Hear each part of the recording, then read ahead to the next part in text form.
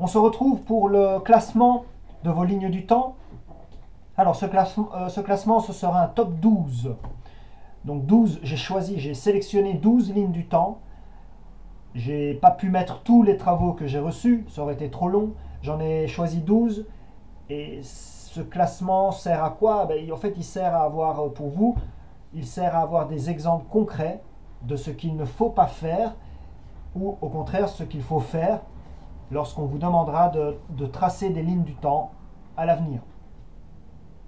Alors, si votre ligne du temps n'est pas dans ce classement, c'est pas grave, ça ne veut pas dire qu'elle est mauvaise.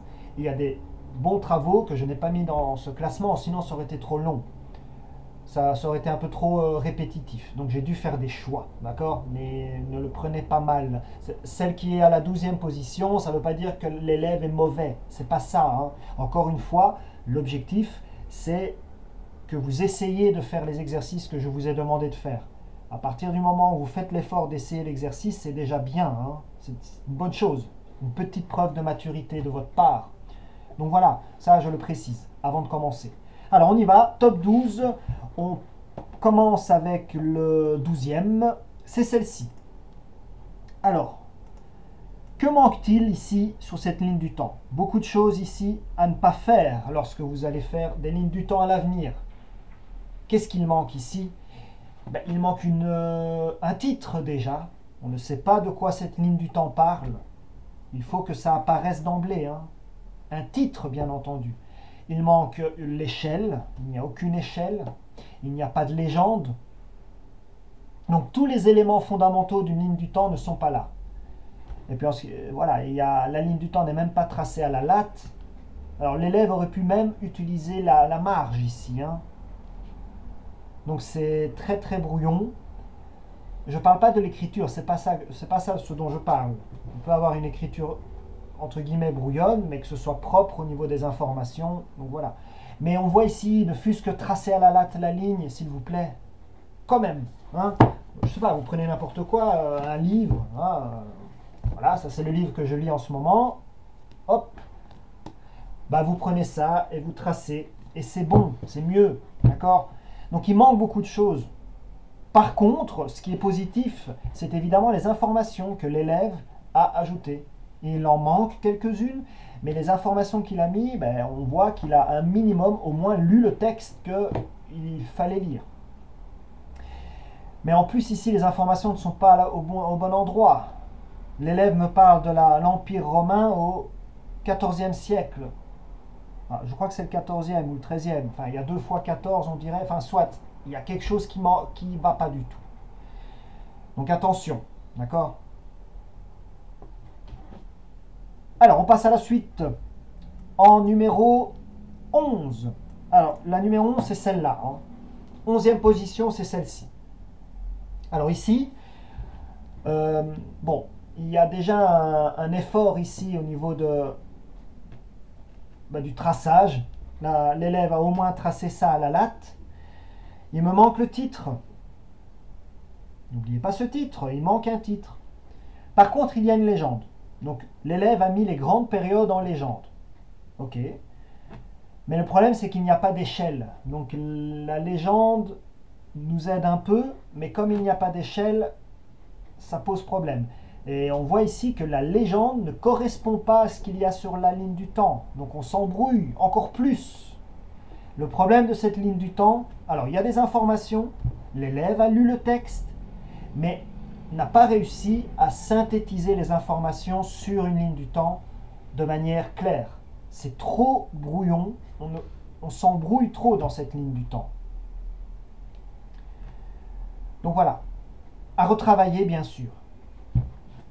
Alors on passe à la 10e position. Et la 10e position, c'est celle-ci. Alors en 10, l'élève m'a envoyé cette ligne du temps. Alors ici, on voit tout de suite que c'est plus épuré, c'est un peu mieux rangé, on va dire, un peu plus fin. Donc voilà, les grandes périodes apparaissent clairement, il y a des séparations, on a une échelle, même s'il ne l'a pas indiqué, mais on voit ici que l'espace entre chaque siècle est le même sur la ligne du temps. Nous avons, toutes les informations sont là. enfin, à peu près toutes. Alors, il y a des choses qui manquent par rapport au texte, mais il y en a pas mal d'informations. Les puces de tissu, ça c'est spécial, mais bon. Les informations que je voulais voir apparaître y sont. L'élève a ajouté la création de la Belgique et également la révolution industrielle, c'est bien. Cependant ici, voilà, par exemple l'exemple de la création de la Belgique, il l'a mis plus ou moins au bon endroit au niveau de la ligne du temps, mais il aurait fallu préciser avec la date exacte. Pareil pour les autres événements. Ajoutez vos dates exactes, ça aurait été encore mieux. Et alors ici, il aurait fallu une légende. Il aurait fallu une légende pour un peu mieux, pour que ce soit plus visuel. Parce qu'ici, tout est de la même couleur. Et pareil, les informations, on se perd un peu, même si c'est bien rangé. Donc c'est déjà un peu mieux. Là, ça commence à ressembler un petit peu à quelque chose de concret. Donc ça va. Et le titre, hein, je l'ai dit, encore le titre manque. Alors, l'élève a mis des chiffres romains. Pourquoi pas? C'est pas mal. Ok, on passe à la ligne du temps. Alors qu'ici, c'était la 10e position. On arrive à la 9e position. C'est celle-ci. Alors, pas de titre, pas de légende. Il y a une échelle, même si elle n'est pas notée, il y a quand même une échelle. Alors, quelquefois, il y a des petits problèmes au niveau de son échelle, mais on suit quand même quelque chose de plus ou moins cohérent. Ce qui est pas mal avec cette ligne du temps, c'est que l'élève a vraiment été à l'essentiel. Il a mis les informations, mais vraiment le strict minimum, mais le plus important. Donc, il a vraiment été chercher les informations les plus importantes. Il en manque des informations, mais je sais pas, je trouve que c'est assez... c'est pas mal en fait, mine de rien. Mais bon, évidemment, c'est pas suffisant. Hein. Mais si l'élève avait été un peu plus loin dans la précision, s'il avait été chercher encore plus d'éléments à ajouter sur sa ligne du temps, ça aurait été mieux. Les dates exactes aussi. Mais voilà, on commence à monter dans le classement et on arrive à la 8e ligne du temps. Enfin, classement numéro 8. Et là, nous avons celle-ci. Alors, celle-ci, je l'aime bien. Là, ça commence vraiment à être quelque chose de travaillé. C'est une ligne du temps qui a tout ce qu'il faut. Vous avez le titre, qui est correct en plus. Hein. Les grandes épidémies du 14e au 21e siècle dans le monde. Vous avez tout. Vous avez le sujet, vous avez le temps et vous avez le lieu. C'est bon. Nous avons une légende qui est très bien faite. Donc, vous avez les dates exactes des événements qu'il ou elle a voulu mettre en évidence. Et vous avez dans la légende à chaque fois à quoi correspondent ces dates. Donc, il ou elle arrive à rendre ça lisible. C'est pas mal, hein? Il y a une légende qui est correcte. Donc ça, c'est bien. Par contre, le point négatif de cette ligne du temps, c'est les couleurs. Parce qu'il y a beaucoup de couleurs, et on voit ici qu'il y a une légende qui correspond aux couleurs. C'est juste qu'ici, il y a beaucoup de couleurs en bas. Alors j'ai compris, hein, les couleurs font référence au siècle, ce qui est au fait très bien aussi. Mais c'était un peu spécial, mais j'ai trouvé ça pas mal du tout. Donc ici, hein, ça c'est une belle ligne du temps, vraiment. Donc voilà, là on a tout ce qu'il nous faut. Alors on monte, 7e position. Alors nous avons celle-ci. Alors celle-ci, elle est très épurée, très belle ligne du temps. L'élève ici a utilisé l'espace entre ici les deux lignes, les deux droites. L'élève a écrit les informations qui nous concernent, les dates sont là. Là, il y a une légende ici, donc chaque couleur fait référence à une légende. Mais ici, le petit problème qu'il y a, c'est que les couleurs se chevauchent. Il y a des couleurs ici, et on ne sait pas trop si il faut regarder là, là. C'est juste ça qui est un tout petit peu problématique ici. Mais dans l'ensemble, ça va. Donc ici, je vois que le rouge, c'est le choléra. Le vert, voilà, ça va, hein, c'est l'Océanie, la contamination de l'Océanie, d'accord. 16e, la syphilis en Europe et le choc microbien, il aurait fallu ajouter la révolution industrielle. Ok, ça va, ça marche. Bon, attention, la révolution industrielle, elle monte un peu plus, hein, elle ne s'arrête pas en 1830. Hein, attention, hein, la révolution industrielle, il faut monter jusqu'ici à la Première Guerre mondiale, pratiquement. Hein. Mais voilà, j'ai beaucoup aimé le titre, même s'il aurait fallu ajouter les siècles et dans le monde. De la peste, je ne sais pas moi, au XIVe siècle jusqu'au coronavirus aujourd'hui, par exemple. Mais voilà, une échelle, donc tout ça est pas mal. On arrive à la 6e. Alors celle-là, elle est en 2 fois. Donc l'élève ici a en fait étalé sa ligne du temps sur 2 feuilles. Vous voyez, 2 feuilles à 4. Et je trouve que c'est une belle ligne du temps. Travail soigné. Toutes les informations apparaissent. Donc c'est pas mal du tout. Je n'ai pas d'autre chose à ajouter. Ça c'est la deuxième partie. Vous voyez, la deuxième partie est là. Donc c'est pas mal. Belle ligne du temps. Il y a juste un problème sur cette ligne du temps. C'est lequel? C'est dans le titre. L'élève me parle des grandes épidémies au 20e et début 21e siècle dans le monde. Dis donc, il y a un problème là. Hein. Regarde, la ligne du temps, elle commence avant le 20e. Hein. Donc il faut juste corriger ça dans le titre. Le reste, c'est bon. Alors l'échelle, évidemment, c'est sur 2 pages. Mais c'est pas grave, ça fonctionne. Hein.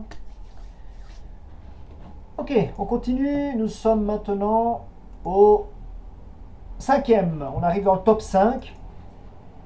Alors voici la ligne du temps en 5e position. Alors celle-là, je l'aime bien parce que elle est complète, c'est le cas de le dire.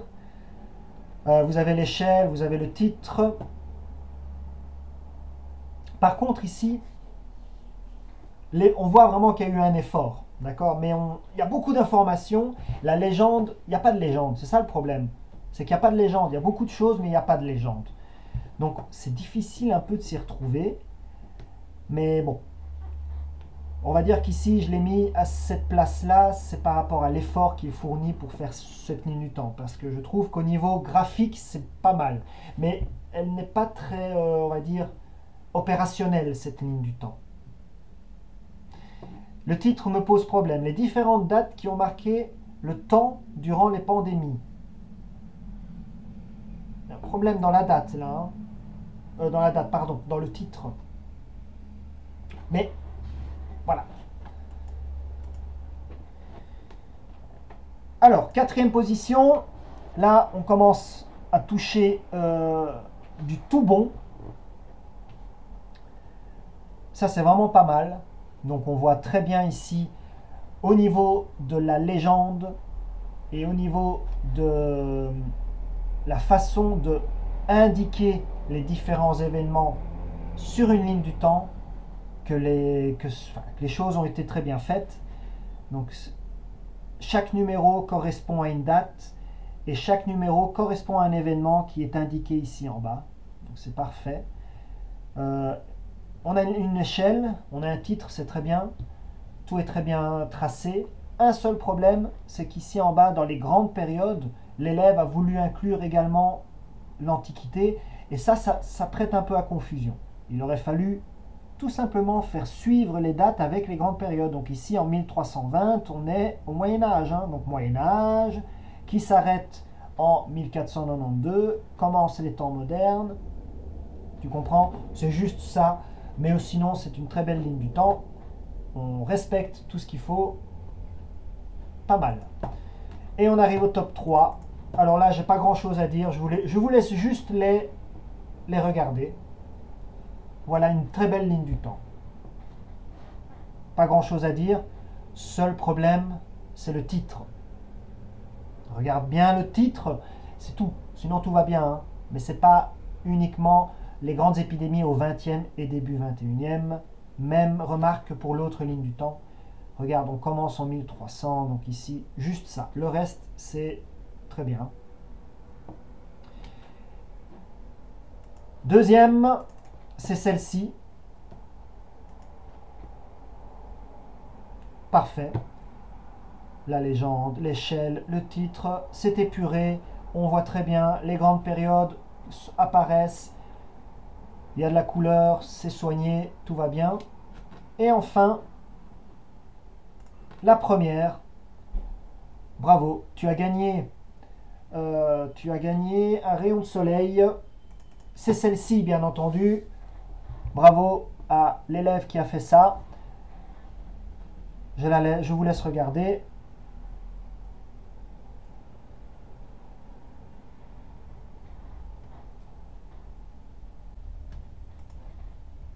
Nous terminons cette vidéo par une dernière ligne du temps. Cette ligne du temps n'est pas dans le classement. Pourquoi? Parce que c'est la mienne en fait. Donc j'ai également fait l'exercice et ma ligne du temps ressemble à ça. Alors, chacun fait entre guillemets comme il veut sa ligne du temps. Mais on va terminer ça par mettre en évidence l'idée suivante.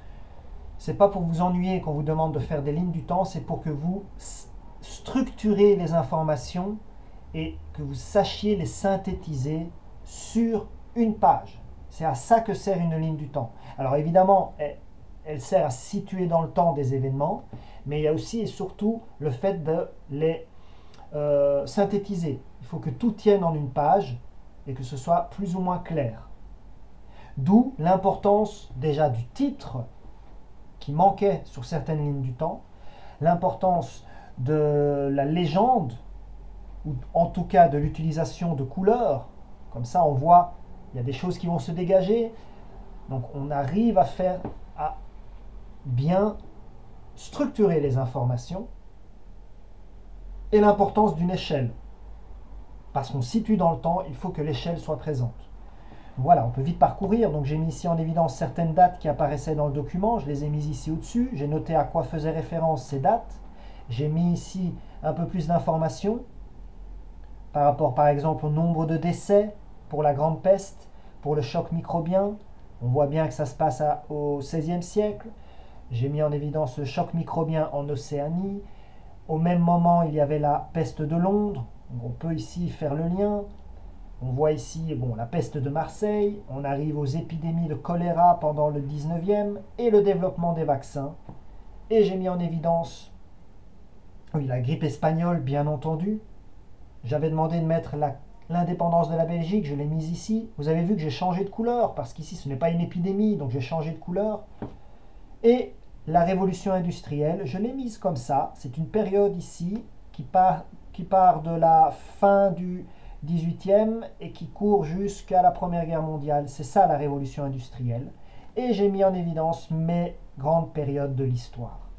Mon échelle 4 cm représentait un siècle. Elle est représentée ici. Tout rentre. Voilà comment j'ai fait. Voilà. Oui, on peut encore aller plus loin. On peut maintenant voir quoi? On peut voir que tout au long ici, depuis le Moyen-Âge, on pouvait même remonter jusqu'à l'Antiquité. Mais bon, on ne va pas aller trop loin. Déjà ici, c'est pas mal. On a 800 ans devant nos yeux. Eh bien, on peut voir qu'il y a des grandes épidémies qui touchent le monde entier, ou en tout cas des grandes régions. Il y a des épidémies pratiquement chaque siècle. Le monde est touché par une grande épidémie. On peut le voir. Malgré le développement de vaccins, il y a encore des épidémies qui nous touchent. Alors il y en a d'autres qui n'apparaissent pas évidemment sur cette ligne du temps, mais après on peut commencer à extrapoler au niveau des informations. Mais bon, ici, l'objectif c'était ce que je vous ai déjà dit. D'accord? Situer dans le temps, structurer les informations et les synthétiser. Voilà, j'espère que ça vous a aidé un petit peu. Je vous dis bonne journée et comme je le dis toujours dans les messages, j'espère à bientôt. Salut!